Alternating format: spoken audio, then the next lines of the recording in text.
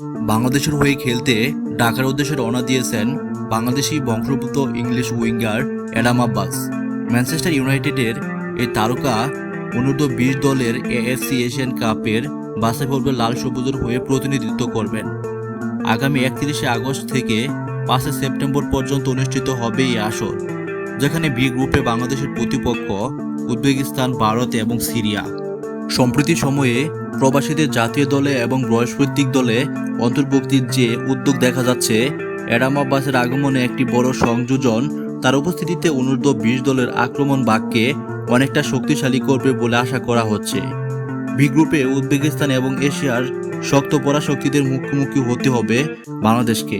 তাই অ্যাডাম আব্বাস আন্তর্জাতিক অভিজ্ঞতা এবং কৌশল দলের পরবর্তী ধাপে উত্তীর্ণ হতে গুরুত্বপূর্ণ ভূমিকা রাখতে পারে।